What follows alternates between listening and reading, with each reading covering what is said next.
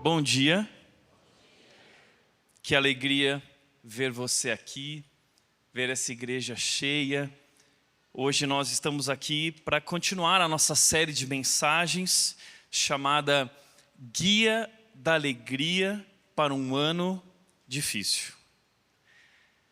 Eu sei que talvez você tenha ouvido no Instagram promessas vazias de um ano fácil, de vitória, de conquista. Mas a verdade não é essa. Em 2026, a vida real continua.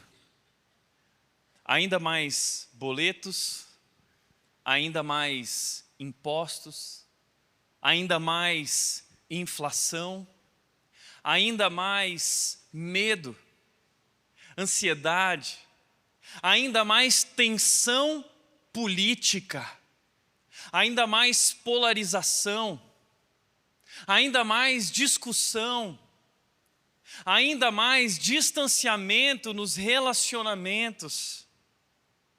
Prepare-se. É por isso que aqui na Rede nós estamos encarando a verdade, nada mais do que a verdade. Mas a boa notícia para nós é que nem essa verdade sobre circunstâncias desfavoráveis é capaz de nos abalar. Porque não importa o que aconteça exteriormente, nós temos uma segurança interiormente, porque nós sabemos que a nossa vida não está debaixo dos acontecimentos ao nosso redor. A nossa vida está sob a poderosa mão de Deus que tem o controle do universo. Ele está cuidando de nós. Nós temos nele a vitória, a garantia de que não importa o que aconteça, nós somos capazes de enfrentar qualquer coisa por meio daquele que nos fortalece. Essa é a verdade que nós descobrimos semana passada. Nós olhamos para o capítulo 1 de Filipenses, indo em busca desse segredo de Paulo, de como ele é capaz, apesar das circunstâncias que vive preso, de dizer que se alegra. E nós então descobrimos como nós podemos enfrentar momentos difíceis, como nós podemos enfrentar dias difíceis. Paulo nos ensinou, por meio de um relacionamento com Jesus, eu encontro o que eu preciso. Não é que tudo vai dar certo, é que Cristo sempre será suficiente, não importa o que aconteça.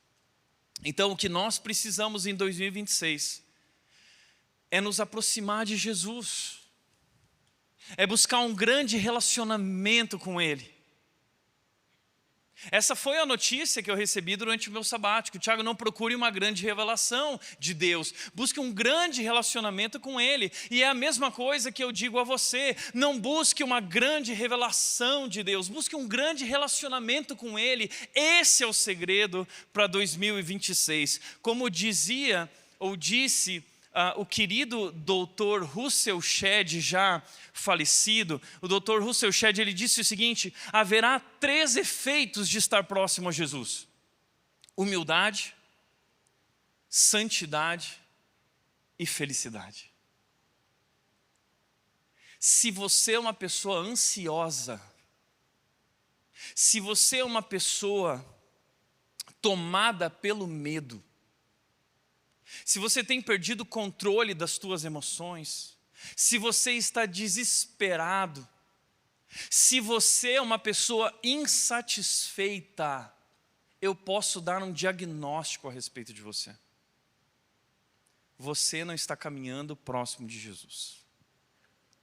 Quem caminha próximo de Jesus tem contentamento, tem satisfação, tem alegria plena e mais, tem humildade, tem santidade, tem descanso, Tem paz que excede todo o entendimento, que guarda o coração, me guarda a mente.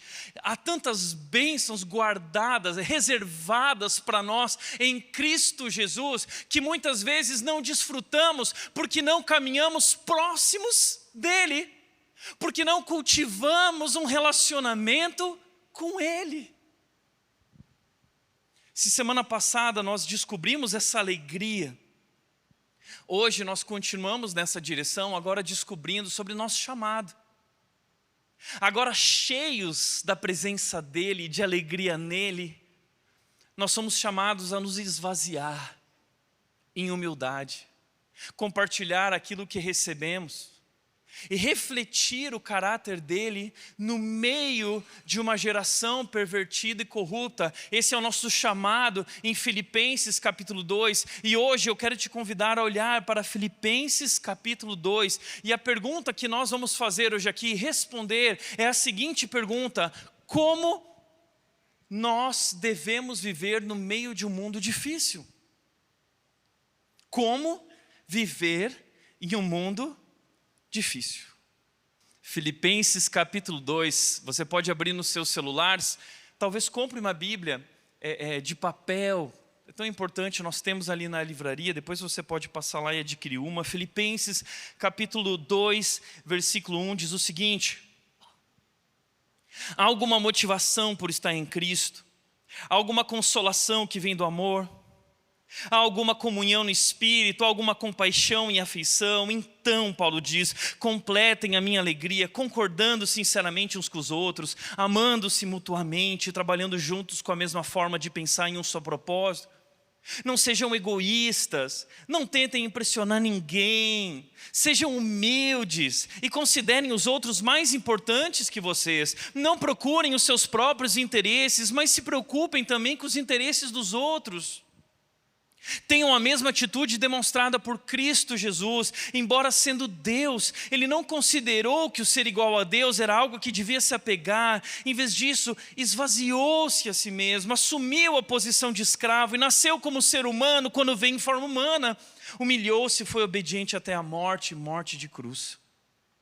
Por isso Deus o elevou ao lugar de mais alta honra e lhe deu um nome que está acima de todos os nomes, para que ao nome de Jesus todo joelho se dobre nos céus, na terra e debaixo da terra, e toda língua confesse e declare que Jesus Cristo é o Senhor, para a glória de Deus o Pai.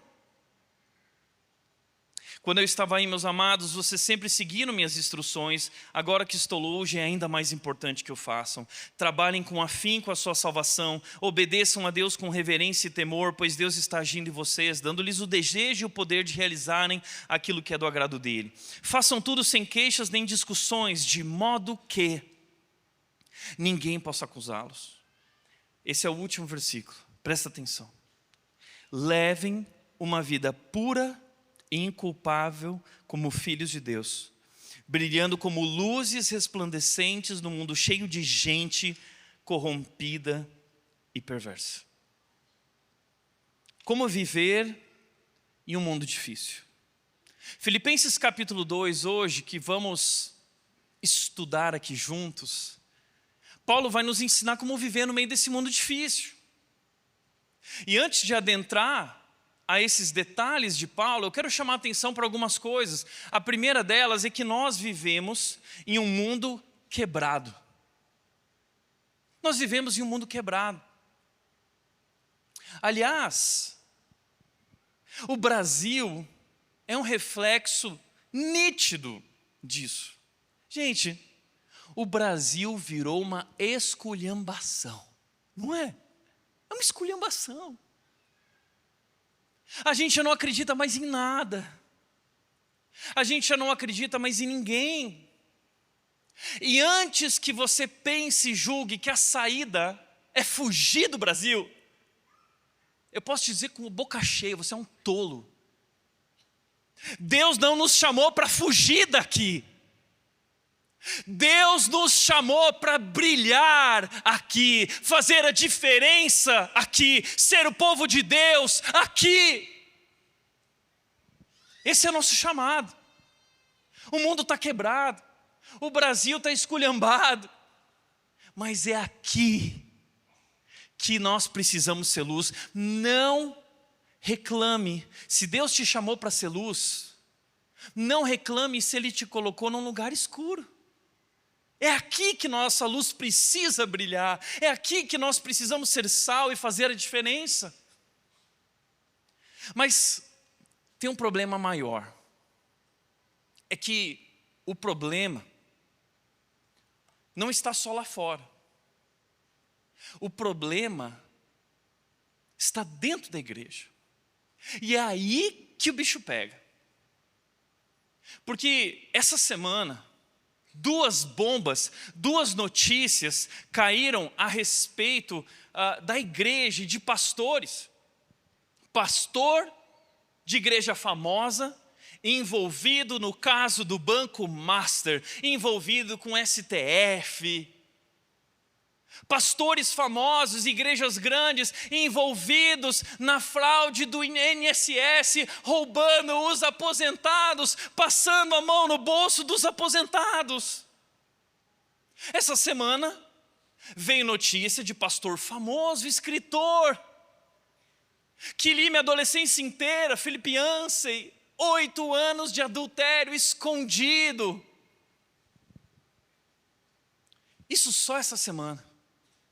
Mas se a gente for puxar as últimas notícias, a gente fica espantado, a gente fica escandalizado. A verdade é que já nem surpreende mais. Infelizmente, se tornou comum ver escândalos e mais escândalos no meio da igreja.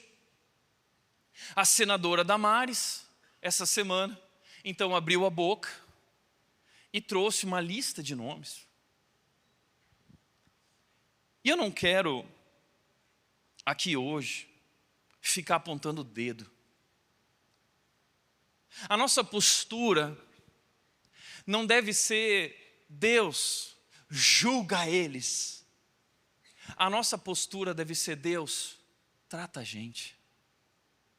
Hoje essa mensagem é sobre isso. Deus trata a gente. Porque eu acredito que tudo isso que nós temos enfrentado é parte de uma crise que nasce de um evangelho raso. Nós temos visto no Brasil um evangelho raso. O evangelho de Cristo Jesus, tão verdadeiro, tão sublime, tão profundo, tão transformador, ele foi diminuído. Ele foi diminuído para uma ideia de bem-estar, de prosperidade, de eu vou na igreja e eu recebo aquilo que eu quero mais, Deus. Então é um Deus que serve à minha ambição, é um Deus que serve aos meus desejos, é um Deus que serve aos meus planos sociais, meus planos de vida, realizando os meus sonhos. É um evangelho raso. O evangelho raso que muitas vezes é diminuído também a uma ideia de fuga do mundo perdido. Ah não, eu aceitei Jesus porque eu quero ir para o céu, eu quero cair fora daqui. Ok. Em Cristo nós recebemos a promessa da vida eterna, isso é tão maravilhoso. Mas o evangelho é muito mais do que isso. O evangelho, ele agora nos convida a refletir Jesus, onde nós estamos. O mundo está perdido, sim. E o evangelho não é uma passagem agora de ida para o céu e de fuga desse planeta. O evangelho agora é uma promessa de cura ao nosso coração quebrado. E por meio da nossa transformação, a luz de Cristo então brilha no meio do mundo para que pessoas também possam compreender que há uma resposta para o mundo quebrado. A igreja de Cristo Jesus reflete o Deus poderoso Salvador. Nós precisamos ir em busca de um evangelho mais profundo. É por isso que se você está vindo na Red, você está pensando, não, lá na Red tem um prédio legal, tem telão grande, tem luzes, é um show. Se é por isso que você veio, cai fora. Não, a gente vai começar a engrossar mais o caldo. Temos que engrossar o caldo com a palavra de Deus. Nós estamos aqui pela palavra de Deus para compreender quem nós somos como povo de Deus. Qual é nosso trabalho, qual é a nossa missão, qual é a nossa responsabilidade. Porque eu não acredito que o que tem acontecido ao nosso redor, em tantas igrejas por aí, diminui a nossa missão. Eu acredito que isso aumenta a nossa responsabilidade. Então a pergunta que eu quero fazer para você é a seguinte: que igreja nós vamos ser? Que igreja nós precisamos ser? Que igreja que o mundo precisa? É isso.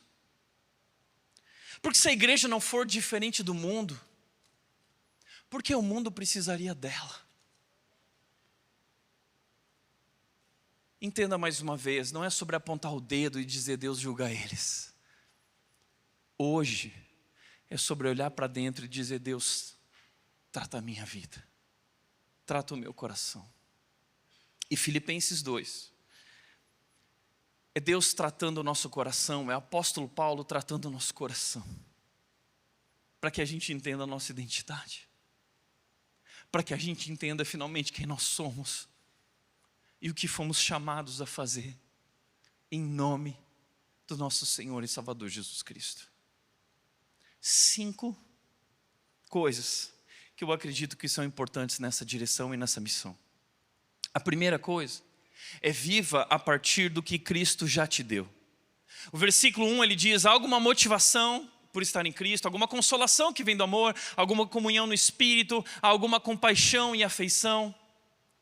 São perguntas retóricas. Paulo ele está querendo mostrar para nós quanta coisa nós já recebemos em Cristo Jesus. Nós temos agora motivação por um Deus que se entregou por nós. Nós não merecíamos, mas Ele nos amou. Nós agora recebemos consolação. Nós agora temos comunhão uns com os outros. Nós fazemos parte de uma família. Não estamos sozinhos. Nós somos alvos da sua compaixão e agora somos chamados a exercer essa compaixão. Ou seja, Filipenses capítulo 2 é um capítulo pesado. Não é um capítulo confortável. Mas sabe, Paulo está dizendo tudo aquilo que nós estamos sendo chamados a viver e fazer, parte daquilo que nós já recebemos. Filipenses capítulo 2 é conhecido como o capítulo do esvaziamento. Nós somos chamados agora a se esvaziar. Mas sabe por que Paulo começa por aqui? Porque nós nos esvaziamos porque estamos cheios de Cristo, cheios de amor, toda compaixão, toda restauração, toda cura, toda alegria. Nós recebemos tudo em Cristo Jesus. Então agora, nós vivemos a partir disso, a partir do que nós recebemos em Cristo Jesus. A versão da mensagem é muito especial do Eugene Pearson, traduzindo esse texto. Ele diz o seguinte: se vocês receberam algo de bom por seguir a Cristo, você recebeu algo bom? Nós recebemos, nós já temos. Se o amor dele fez alguma diferença na vida de vocês, então Paulo está nos ensinando algumas coisas aqui. Pare de viver como se Deus ainda te devesse algo. Tem muita gente que vive esperando algo de Deus. Quer mais? Como se Ele ainda tivesse algo a fazer na minha vida. Como se Deus ainda estivesse me devendo algo. Deus, você deve o meu sucesso, deve os meus sonhos, deve a minha prosperidade. O Evangelho nunca foi sobre isso. Deixa eu te falar uma coisa. Deus não te deve nada. Deus não te deve nada. Se a gente for falar sobre dever, a gente tem que falar sobre a gente. Quem deve é a gente. Muito. Infinitamente. Não somente não somos capazes de pagar o que devemos, como pela graça, não precisamos, graças a Deus. Ele não cobra. Mas agora então a nossa vida é uma resposta a esse amor. Nós vivemos agora em consagração, em adoração, em gratidão pelo que Ele fez por nós. Mas há uma frase no meio evangélico que diz o seguinte: A gente canta, fala, posta. O melhor de Deus está por vir. É tão linda a frase, mas ela é tão perigosa. Porque quando nós falamos isso, nós mostramos, escancaramos que não entendemos o Evangelho. Porque biblicamente falando, o melhor de Deus não está por vir. O melhor de Deus já veio. O melhor de Deus não são as coisas que Ele pode nos dar. O melhor de Deus é Ele mesmo. O melhor de Deus é Cristo Jesus. E Ele já entregou o seu Filho. João 3,16 diz, porque Deus amou tanto, tanto, tanto, que Ele deu o seu único Filho, o Filho favorito, o Filho amado do Pai. Ele entregou por nós o que Ele tinha de melhor. Ele se deu. E aí a gente olha para isso e fala, ah não, mas eu quero uma outra coisa, eu não quero Jesus. O melhor de Deus já veio. O melhor de Deus é Cristo Jesus.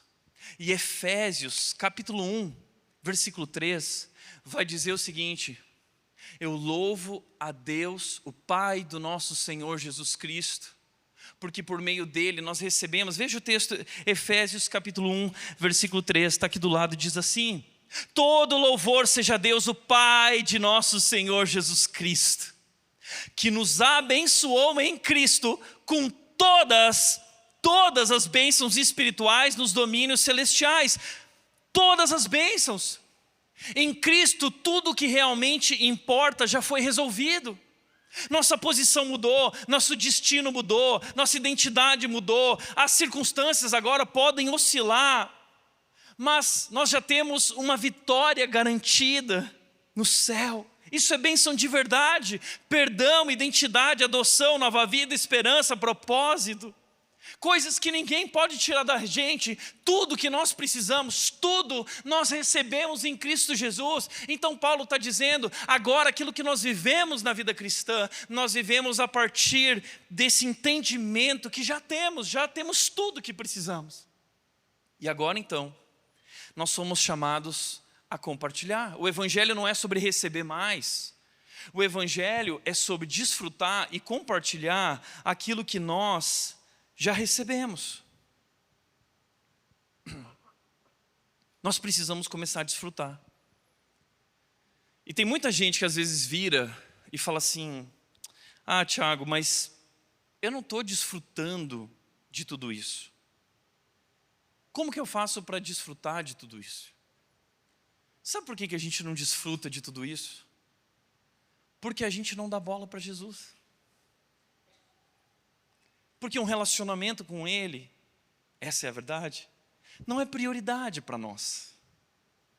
Porque no pouco tempo que nos resta no dia a dia, a gente prefere ficar fazendo esse movimento aqui, ó.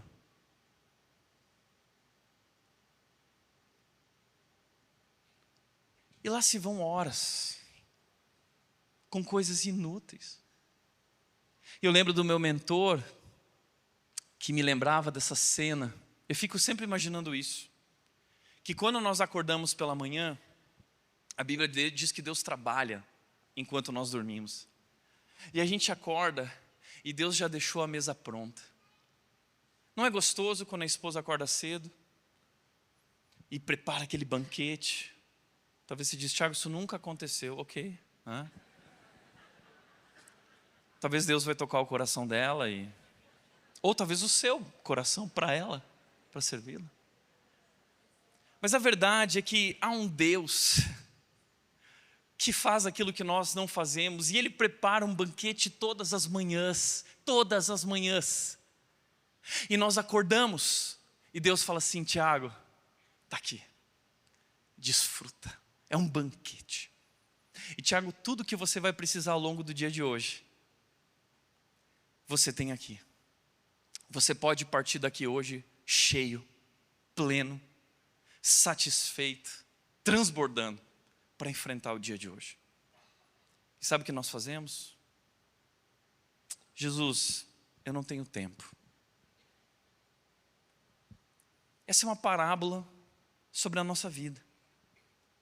Então, muita gente, por conta dessa atitude, vive de insatisfação espiritual. sempre esperando mais de Deus e cobrando de Deus. Deus, eu preciso de uma resposta. Qual é a próxima resposta? Qual é a próxima vitória? O próximo milagre? Mas a gente não desfruta do que Ele já fez. Então tudo aquilo agora que Paulo vai apresentar para nós como nossa responsabilidade, chamado missão, parte dessa lógica, desse entendimento que nós já recebemos, que nós agora desfrutamos e agora nós somos chamados a compartilhar do que já recebemos, do que já provamos, daquilo que já nos satisfez. Não precisamos de mais nada, já temos o melhor. Mas a segunda convite de Paulo aqui é aprenda a pensar, não individualmente, mas aprenda a pensar como povo. Paulo diz, então agora completem minha alegria, concordando sinceramente uns com os outros, amando-se mutuamente, trabalhando juntos. Presta atenção nos verbos. Paulo está dizendo, então, já que vocês receberam tudo isso em Cristo, já que vocês são tão amados, tão completos em Cristo Jesus, então, a nossa responsabilidade agora, a consequência disso, é que nós precisamos agora viver e pensar como povo. Ele diz, concordando uns com os outros, amando-se mutuamente, trabalhando juntos. Ele continua dizendo o seguinte, com a mesma forma de pensar. Como nós podemos ter a mesma forma de pensar? A gente pensa tão diferente, não é? Eu tenho uma opinião, você tem outra. Sabe como isso é possível? Porque agora não é o que eu penso, não é o que você pensa. É a mente de Cristo. É o que o Evangelho diz. Nós concordamos com Cristo. É possível ter o mesmo modo de pensar quando eu olho para Cristo e eu busco compreender a vida a partir da lógica de Cristo e do Evangelho. E assim nós encontramos um só propósito. Não são milhares de propósitos aqui. Eu sei, tem muita gente que vem com esse papo de propósito. Eu fui para a igreja e encontrei o meu propósito. Bacana, mas se o teu propósito é a tua carreira, se o teu propósito é o teu Instagram, você não entendeu nada. Nós só temos um propósito na vida. Nós agora fomos chamados para ser o povo de Deus no meio do mundo. Você entende isso? Nós somos o povo de Deus. E o teu propósito é servir a Deus por meio da tua vida. A tua carreira não é mais tua. O teu corpo não é mais teu. Não são meu corpo e minhas regras. Agora o corpo é dele. Sempre foi dele. Mas agora você compreende isso. Você dedica a ele. Não são os meus desejos, mas meus planos, meus sonhos, agora tudo pertence a Ele. Eu derramei a minha vida em gratidão a Ele para servi-lo, para que Ele possa ser visto, conhecido por meio da minha vida enquanto no mundo. Nós agora somos povo de Deus. E se você não entendeu isso, eu estou falando que a gente precisa deixar esse evangelho raso e nos aprofundar. E nós estamos conduzindo a igreja nessa direção. Eu quero te apresentar agora uma moldura para ler a Bíblia, que eu tenho aprendido com o Dr. Michael Gorin. O Dr. Michael Gorin, ele tem me ensinado a enxergar a Bíblia por meio de 3 acontecimentos. A gente fala muito sobre isso. O primeiro deles é a criação.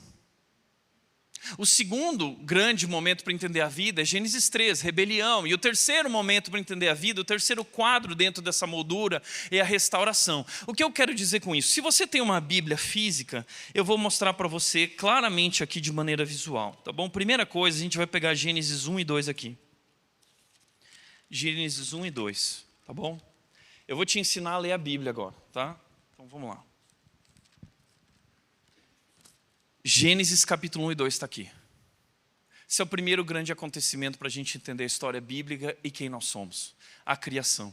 Nós sabemos que Deus criou todas as coisas boas, perfeitas. Mas aí nós temos uma segunda parte da Bíblia que é a rebelião, Gênesis capítulo 3.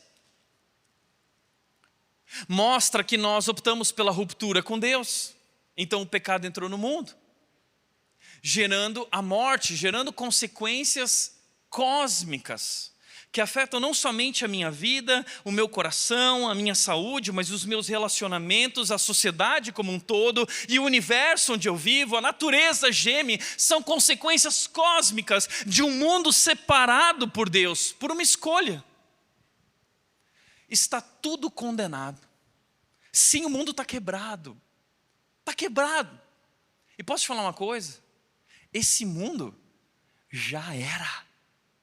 Nós temos que cuidar, né, das garrafas PET, colocar no lugar certo, menos plástico, tudo isso é bacana. Nós temos que cuidar da natureza. Mas a verdade é que todo o nosso cuidado não será suficiente. Porque há uma condenação maior sobre esse mundo. Esse mundo está condenado. Mas Tiago, então, e agora? A gente vai esperar esse mundo explodir, pegar fogo e morre todo mundo? Não. Nós temos uma boa notícia. A boa notícia é que o que era impossível, Deus fez por nós. Ele entra na história e ele começa uma história de restauração. Deus vai restaurar o mundo. E essa história de restauração, ela se amplia em 4 momentos. Primeiro, a história de Israel. Deus começa a restauração do mundo por meio de um homem, Abraão, depois Moisés. E ele diz a Abraão: Abraão, por meio de você, todas as famílias da terra vão ser abençoadas. É o plano de Deus. Depois de Israel, vem o servo escolhido, o Messias, Jesus Cristo, o Filho de Deus, que é Deus entrando na história. O Rei dos Reis se revelando a nós na forma de servo, como o cordeiro que tira o pecado do mundo. Então Cristo subiu na cruz e ofereceu o último sacrifício, um sacrifício perfeito, um sacrifício completo. Ele pagou o preço pelos pecados, Ele trouxe eterna redenção. E Ele agora, a partir de Jesus e da sua obra na cruz, Jesus agora dá início ao seu reino. É um novo reino, é um novo mundo. Ele agora vai completar todas as coisas, ele vai consumar. A Bíblia diz, eu não sei se você sabia disso, mas Jesus Cristo não é uma passagem de ida para o céu. Jesus Cristo é uma passagem de ida e volta do céu. Sabia disso? Porque a eternidade não é no céu, a eternidade é novos céus e nova terra. Apocalipse, está lá. Se você for ler Apocalipse, é novos céus e nova terra. Tudo novo. Não haverá mais dor, não haverá mais violência, morte, corrupção. Tudo novo, perfeito, imaculado, puro, santo. Jesus já começou a obra do reino de restauração. Mas a consumação dessa obra é quando Cristo Jesus voltar para reinar. Até lá, existe algo no meio chamado igreja. Nós somos a igreja. Nós somos o povo de Deus, convidado a viver no meio do mundo como sal e luz, como um sinal visível do reino vindouro, como um reflexo de Cristo Jesus, o nosso Rei. O mundo precisa da igreja. O mundo precisa da igreja. Para que o mundo possa acordar, para que o mundo possa despertar, para que o mundo possa enxergar quem Jesus Cristo é. Essa é a nossa missão, esse é o nosso propósito, esse é o teu propósito de vida. Essa é a tua identidade. Você agora é um filho de Deus. Eu gosto de definir a igreja dessa forma. A igreja é um povo em missão, chamado a anunciar o evangelho e ser um vislumbre do reino no meio de um mundo quebrado. Esse é teu propósito de vida. Se você hoje entrou aqui falando assim: Deus, fala comigo, eu quero encontrar o meu propósito, o sentido. Eu vou fazer que nem aquele meme. Sabe aquele meme que o rapaz faz assim, ó? Está aqui. Teu propósito está aqui. O significado da tua vida está aqui. Você foi criado por Deus e para Deus. Enquanto você não viver uma vida para Ele, a sua vida jamais fará sentido. Nós somos um povo em missão. E essa imagem representa muito bem a nossa missão. Lavar pés, sermos servos, servindo o mundo onde ninguém quer servir, colocando a mão onde ninguém quer colocar, amando quem ninguém quer amar, enxergando quem ninguém enxerga, carregando pessoas, ajudando, levando salvação, levando amor, levando compaixão. Então, Paulo diz, parem de ser egoístas. Por que não sejam egoístas? Pare de viver para si mesmo. Essa é a ideia de Paulo. O cristão não vive para si. O cristão, ele vive agora como parte de um povo. O evangelho não forma indivíduos espirituais. O evangelho forma um corpo. Você faz parte do corpo de Cristo, um povo. O chamado de Jesus não é para o meu conforto, é para a responsabilidade. Ou a gente vira povo, ou a gente nunca foi igreja. Ou a gente vira povo e se entende como povo, ou a gente nunca foi igreja. A igreja é um povo em missão, chamado a anunciar o evangelho e ser um vislumbre do reino de Deus no meio de um mundo quebrado. Então, não sejam egoístas, para de viver para si mesmo, para de pensar nos teus planos, para de olhar para os teus projetos, para de achar que o dinheiro é teu, porque você suou, você trabalhou, o teu dinheiro não é teu, é dele, tudo é dele, tudo é dedicado para ele, para servi-lo, para a honra e glória dele. Então, Paulo diz, nem tentem impressionar ninguém, vocês não precisam impressionar ninguém. Nós agora não estamos mais competindo um com o outro. Nós vivemos agora para servir Ele. Ele diz, sejam humildes e considerem os outros mais importantes que vocês.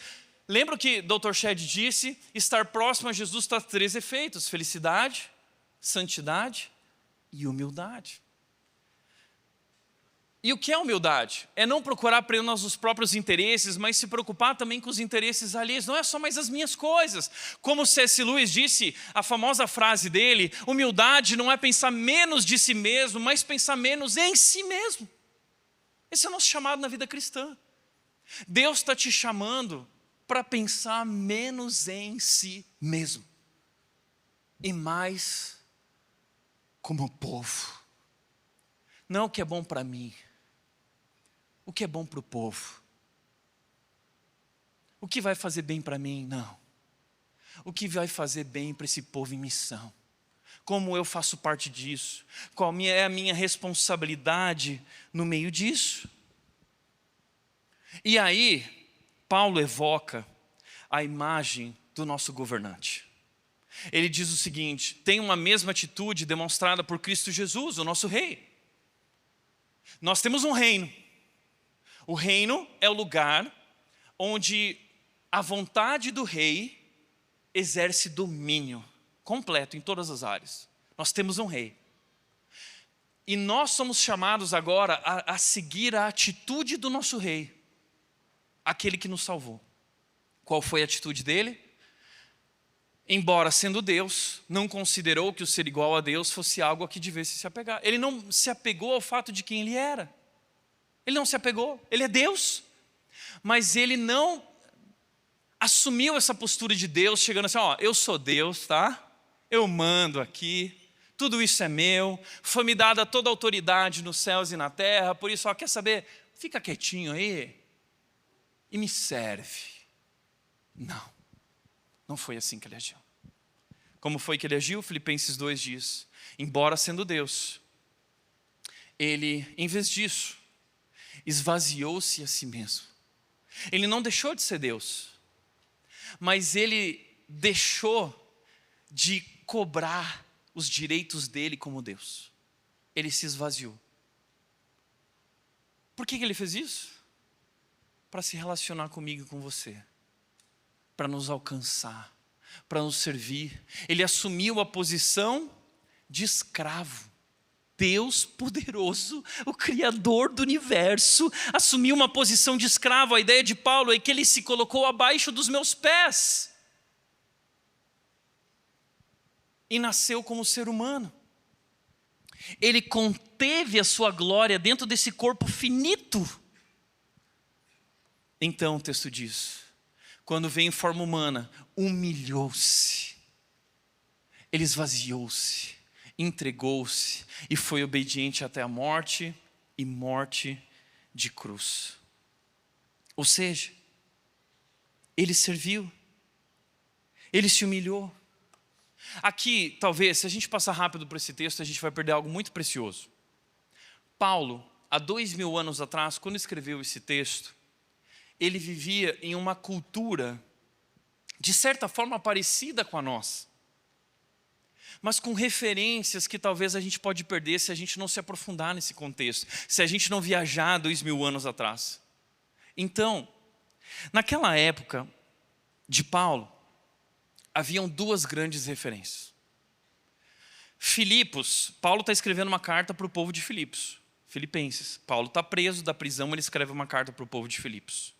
Filipos, há séculos antes do momento em que Paulo escreve a carta, se tornou uma terra conquistada pelo Império Macedônico por meio de Alexandre o Grande. Alexandre foi um grande homem, rei da Macedônia, conquistou grande parte do mundo conhecido e espalhou a cultura grega por todo o império, como cidades como Filipos. Alexandre representava glória, poder, conquista, grandeza humana. Era um modelo de liderança forte, um vencedor que domina pela força. Essa era a referência dos tempos de Paulo.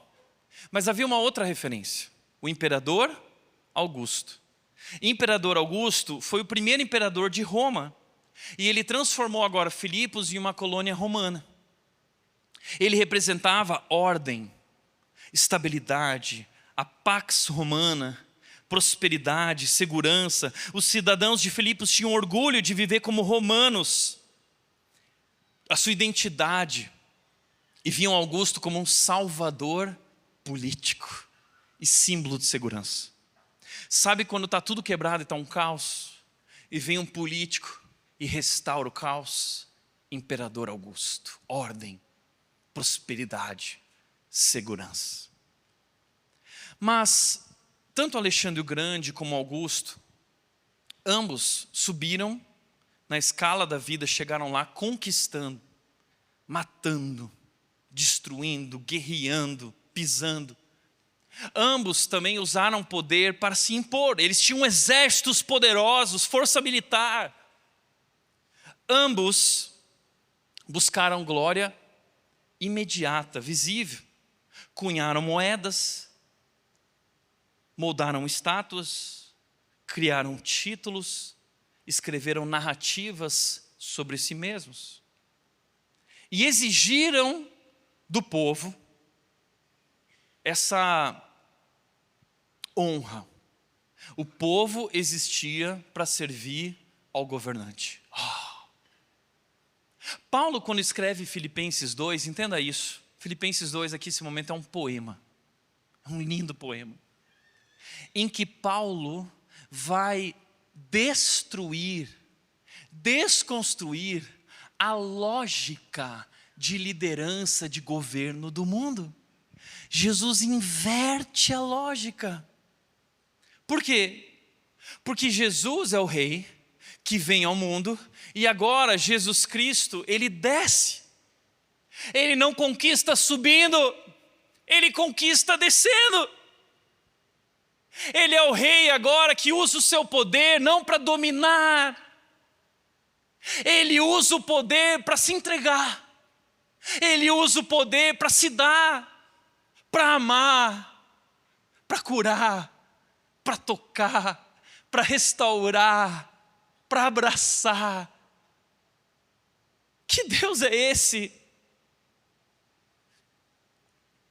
Ele é o Deus que confiou a sua reputação a Deus, ao próprio Pai, porque zombaram dele. Que Deus é esse? Botaram uma placa sobre a cruz, botaram uma coroa de espinhos na sua cabeça e disseram: rei, que grande rei esse? Esse é o rei dos judeus. Cuspiram na cara dele. colocaram pregos em suas mãos, açoitaram ele, deixaram ele nu, porque o objetivo da crucificação romana, qual era o objetivo da crucificação romana? Trazer vergonha. Deixem ele nu, ele vai ser morto nu. Já é ruim morrer, já é ruim morrer crucificado. Agora morrer crucificado como criminoso, nu. Ele foi exposto à vergonha. Então o que a palavra de Deus diz, Filipenses 2 diz: por isso Deus o exaltou à mais alta posição, para que ao nome de Cristo Jesus toda língua confesse e todo joelho se dobre diante do Rei dos Reis, o poderoso Deus que se deu por nós. Deus o exaltou, o homem o humilhou, nós o humilhamos, ele se entregou, mas por isso Deus o exaltou à mais alta posição. Você entende como isso muda a nossa mente de pensamento? Esse é o nosso Deus. Nós somos o povo desse cara. Como a gente vai viver? Como nós vamos viver diante disso? Ele serviu e deu a vida por seu povo. Isso muda a maneira como eu me relaciono com a minha esposa.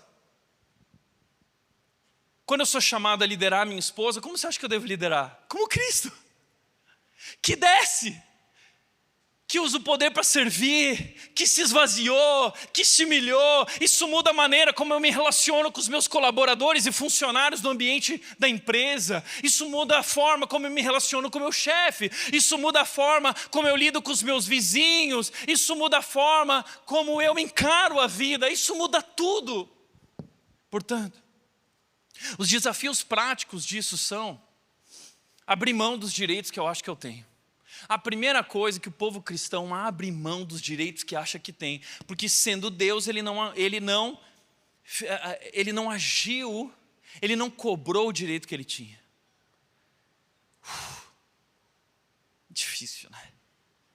A gente quer cobrar, eu tenho direito, eu estou filmando, vou colocar você na justiça. Já pensou se teu Deus fizesse isso com você? Estou te filmando, hein, seu pecador miserável. Vou colocar você na cruz. Ele tinha todo o direito, mas ele não fez. Seja a atitude de vocês a mesma de Cristo Jesus. Usou a posição para servir as pessoas. Deus te colocou numa posição, sirva. Não é sobre privilégio, não é sobre mérito, não é sobre glória, não é sobre fama, não é sobre honra, não é sobre status. Desce e serve. Você é dono de uma grande corporação, pois você é o menor dentro dessa corporação. Obrigado diante do teu rei a servir todas aquelas pessoas, para que eles tenham um salário digno, vida digna. Que responsabilidade nós temos diante. Seja a atitude de vocês à mesa de Cristo Jesus. Deixe Deus cuidar da sua honra. Mas vão me zombar, eu vou perder o emprego, eu vou ser ridicularizado, eles vão rir da minha cara. Deixa Deus cuidar da tua honra. Espera o tempo de Deus. Humilhem-se debaixo da poderosa mão de Deus, como diz 1 de Pedro 5:6. Humilhem-se debaixo da poderosa mão de Deus, para que Ele os exalte no tempo devido, lançando sobre Ele toda a sua ansiedade, porque Ele está cuidando da sua vida, Ele está cuidando de você. Entregue sua honra a Ele. Quarto lugar, e a gente vai correr para encerrar. Leve sua fé a sério no dia a dia. Leva a sua fé a sério no dia a dia. Fé não é apenas algo que eu creio, fé é algo que eu pratico, que eu vivo no cotidiano. Vocês viram aqui no testemunho do Enzo, ele falando o seguinte: eu encontrei Jesus no ordinário, eu descobri Jesus no dia a dia. E agora nós como povo precisamos aprender que a nossa fé não é uma fé para o domingo, a nossa fé é uma fé para segunda-feira, para terça-feira. É aprender a colocar a minha fé em prática nas pequenas coisas que eu preciso fazer ao longo do dia, dos desafios que eu enfrento. Como disse Paulo, quando eu estava aí, meus amados, vocês sempre me seguiam nas instruções, agora que estou longe é ainda mais importante que o façam. Paulo está longe deles e Paulo fala assim, não deixem de fazer o que vocês têm que fazer ainda que eu esteja longe. O que Paulo, de certa forma, está querendo dizer a nós é seja o mesmo quando ninguém está te observando. Porque aqui na igreja todo mundo é crente, fervoroso. O pessoal vai sair ali, pastor, que mensagem. Uau, pastor. Mas eu não sei o que acontece com crente, eu acho que é uma síndrome. É tipo uma esquizofrenia. O cara sai da porta ali, ele esquece que ele é crente. E ele sai por aí dirigindo, xingando, batendo, buzinando. Eu não estou falando só de você, eu estou falando de mim também. É difícil. Mas eu acho interessante que muitas vezes quando eu estou conversando com alguém da igreja, diante de mim, às vezes o marido está lá. O marido eu falo assim, mano, que homem de Deus. Aí chega a esposa. E começa a falar do marido. Eu falo, mas a gente está falando da mesma pessoa? Você percebe? Parece que... E eu quero pedir uma coisa para você. Quando a gente estiver junto, seja você. Seja honesto. Tira as máscaras. Eu não sou melhor do que você. Eu também sou um pecador redimido por Cristo Jesus. Eu só estou aqui... Não porque eu conquistei, eu tenho um mérito para estar aqui. Não, eu estou aqui pelos méritos de Cristo. Ele conquistou, Ele derramou o sangue dEle sobre a minha nudez, meus pecados, minha vergonha, minhas falhas. É Ele que me redimiu, Ele que tem purificado a minha vida. Tudo isso é dEle. Então sejamos honestos uns com os outros. Eu não sou superior a você, porque a graça de Deus também me alcançou assim como você. Seja real, seja verdadeiro. Vamos tirar as máscaras, gente. Chega de viver esse evangelho de faz de conta. Chega de pagar uma de crente. Chega de postar fotinho na academia, fazendo agachamento e postando tudo posso naquele que me fortalece. Que esquizofrenia é essa? Que testemunho é esse? O Senhor é meu pastor e nada me faltará. Aí os marmanjos da academia, não faltará mesmo, não falta nada. Caramba, gente. Nós estamos sendo chamados para viver uma fé real que influencia a forma como nós nos enxergamos, que influencia a forma como nós trabalhamos, que influencia a forma como nós postamos no Instagram. Faça a sua parte no que Deus está fazendo em você. Porque o texto bíblico, ele diz que Deus está agindo em nós. Veja o que o texto bíblico diz. Trabalhem com afinco a sua salvação. Por quê? Porque a gente tem que conquistar a salvação? Não, não é isso que ele está falando. Paulo está falando desse aspecto seguinte. A salvação, ela tem a justificação, a santificação e a glorificação. A justificação Cristo fez. Estamos salvos, perdoados. Mas agora há um processo de Deus de transformar a nossa vida. Filipenses capítulo 1:6 diz, aquele que começou a boa obra vai completá-la até o dia de Cristo Jesus. Ou seja, eu já disse isso aqui, nós deveríamos andar com um cone na cabeça e uma placa escrito, estou em obras. Cristo está transformando a nossa vida. Mas nós somos chamados a cooperar com essa transformação, obedecendo a Deus. Ele diz, obedecendo a Deus com reverência e temor. Eu sou agora convidado a obedecer e veja o que é se relacionar com ele. Tiago, o que é ter um grande relacionamento com Jesus? Jesus definiu o que é um relacionamento com Ele. Ele disse, quem me ama, aquele que me ama, é quem guarda os meus mandamentos. Esse vai ser amado por meu Pai. Então se eu quero ter um relacionamento com Jesus, não dá para ter um relacionamento com Jesus e não caminhar como Ele caminhava, e não obedecer aos mandamentos dEle, não amar como Ele me amou. Isso é ter um relacionamento com Ele, é ser por Ele transformado. Então, como disse o Dr. Russell Shedd, quem caminha próximo de Jesus, vive em humildade, vive em santidade.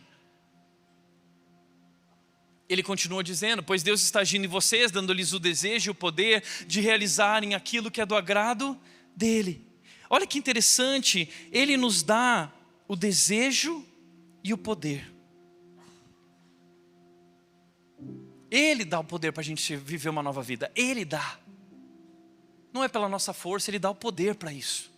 E mais que poder, Ele coloca o desejo em nós. Você tem o desejo de viver uma vida diferente? Se você não tem, cuidado, um alerta.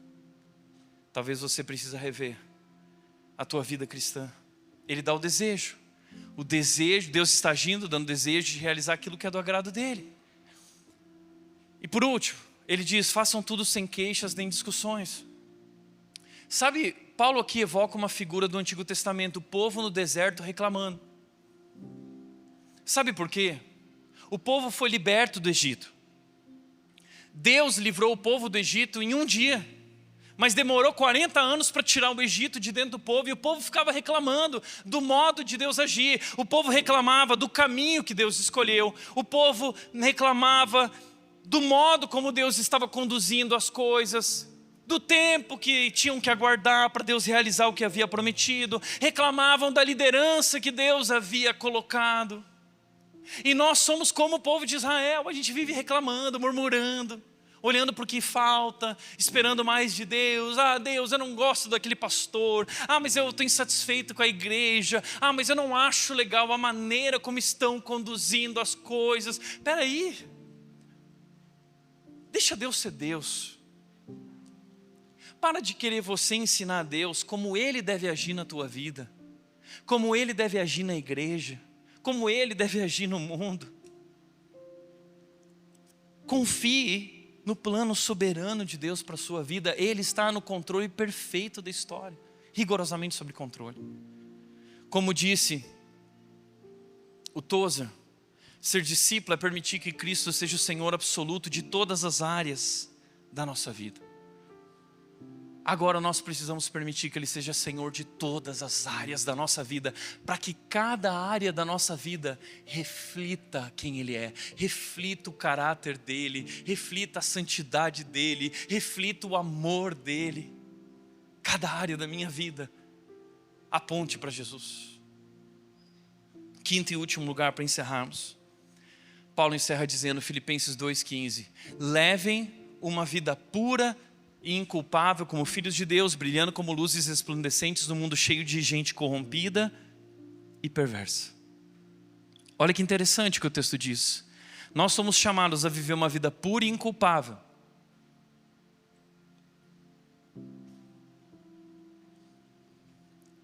No meio do mundo cheio de gente corrompida e perversa.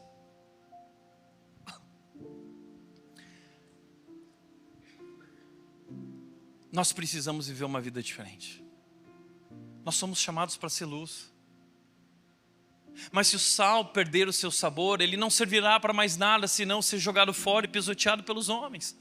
É isso que tem acontecido com a igreja. Ela não serve para mais nada. Ela está sendo pisoteada, porque ela perdeu o sabor dela. Ela já não faz mais a diferença. Ela já não preserva aquilo que precisava preservar. Ela já não é mais fiel. Ela já não reflete mais o rei. Ela deveria ser um vislumbre, mas ela é uma vergonha. Paulo diz que nós somos chamados para brilhar no meio dessa geração pervertida e corrupta como luzes resplandecentes. Ou seja, a vida do cristão deve ser algo verdadeiro e belo em meio ao mundo perdido e desesperado. Esse é o nosso chamado. Esse é o propósito. A minha vida, a tua vida, deve ser algo verdadeiro e belo em meio ao mundo perdido e desesperado. Por isso que Pedro diz o seguinte, um texto interessante de Pedro, pois chegou a hora do julgamento, que deve começar pela casa de Deus. Sabe como Deus começa a restauração do mundo? Não é pela restauração do mundo, é pela restauração do povo dele. A gente pensa, Senhor, julga esse mundo corrupto. Mas Pedro está invertendo a lógica e está dizendo, não, Deus vai começar julgando sua igreja, sua casa, seu povo. Porque a igreja carrega o nome dele. A igreja representa o caráter dele. A igreja existe para refletir a glória dele. Então tudo que tem acontecido, eu confesso que eu dou glória a Deus pelo que tem acontecido. Porque Deus está purificando a casa dele. E isso não diminui nossa missão, isso só aumenta a nossa responsabilidade de assumir nossa identidade e chamado de ser povo que aponta para Ele, que anuncia a mensagem dEle. Portanto, sejamos igreja, sejamos povo, um povo santo, um povo fiel, um povo dedicado à obra do nosso Senhor. Paulo diz o seguinte diante disso: contudo me alegrarei mesmo se perder a vida. Paulo dedicou a vida dele, a missão de Paulo. Paulo está fazendo isso que ele está dedicando a vida dele. Aquilo que Cristo fez, ele assumiu o propósito, ele assumiu a identidade dele. E Ele agora nos convoca a fazer a mesma coisa. Eu estou entregando a minha vida, mesmo que eu morra, a minha vida agora está sendo derramada como uma oferta derramada. Na mesma forma que o serviço fiel de vocês também é uma oferta a Deus. E que todos nós possamos participar dessa alegria. Sabe o que Paulo está dizendo? Que a alegria vem de dedicar a vida a essa obra. Aquele que perder a vida a encontrará. Nós somos chamados a perder a vida como uma oferta ao nosso Deus. E então nós vamos participar da alegria. A alegria que é servir a Deus, a alegria que é fazer parte do seu povo, a alegria que é viver para servi-lo, para honrá-lo, para adorá-lo, para proclamá-lo diante do mundo. Mas Paulo aqui evoca uma imagem do Antigo Testamento, uma oferta derramada, uma oferta de libação. Sabe o que era a oferta de libação no Antigo Testamento? O sacerdote, ele oferecia o sacrifício do cordeiro. Quando o sacrifício estava feito, o preço estava pago, estava consumado, então o sacerdote vinha com o vinho mais caro. E o sacerdote derramava sobre o sacrifício. Sabe o que isso significava?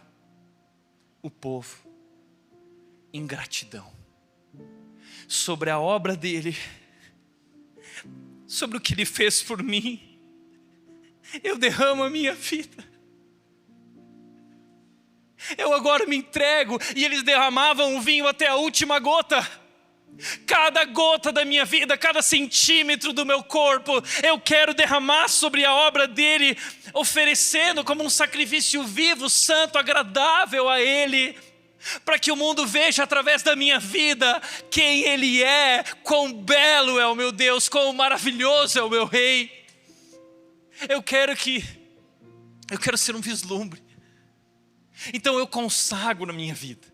É uma oferta de consagração. Paulo está dizendo assim, pode ser que eu morra, mas então a minha vida agora está sendo derramada em gratidão, em adoração, em consagração. E eu também quero. Aos 14 anos eu decidi que a minha vida seria uma oferta de libação. A tua vida deve ser uma oferta de libação. Nós rendemos a Ele em gratidão, em louvor, em adoração, em proclamação. É dele, não é mais meu. Ele merece, Ele é digno. Como disse Rodolfo Abrantes, o cantor, se o jeito dele me amar foi dando a vida dele por mim, então agora eu dei a minha vida por ele. Dê sua vida por ele. Ser povo dele. Primeiro lugar, para refletir e praticar. Pare de viver esperando algo mais de Deus. Comece a viver a partir do que Ele já fez. Segundo lugar, o chamado de Jesus não é para autopromoção, é para crucificação. E terceiro e último lugar, se a igreja não for diferente do mundo, por que o mundo precisaria dela? Posso te falar uma coisa? O mundo, o maior problema não é o mundo ser mundo. O maior problema é a igreja deixar de ser igreja. O que atrapalha a nossa missão não é o pecado lá fora, é a incoerência aqui dentro. Nós somos chamados para ser sal e luz da terra. Mas se a igreja não for diferente do mundo, porque o mundo precisaria dela. O mundo não precisa de uma igreja famosa, cheia de palco, luzes, holofotes, discursos vazios. O mundo precisa de uma igreja fiel que reflete a Jesus. É por isso que nós precisamos voltar à essência. Menos eventos grandiosos e mais arrependimento real. Menos holofotes e mais joelhos no chão. Menos aparência e mais caráter. Chega dessa fé que impressiona por fora, mas não transforma por dentro. Nós somos chamados para ser igreja, o povo de Deus. Nós precisamos de menos fama e mais santidade. Menos ego e mais Jesus. Esse é o nosso chamado. Vamos ser povo de Deus. Essa é a nossa missão. Amém? Feche teus olhos. Amém? Amém. Vamos orar? Pai querido, nós oferecemos a nossa vida a Ti, como uma oferta de libação. A obra está feita.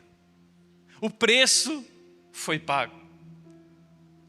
E a nossa vida agora, Deus, é uma oferta derramada sobre Teu sacrifício, em adoração, em gratidão, em proclamação.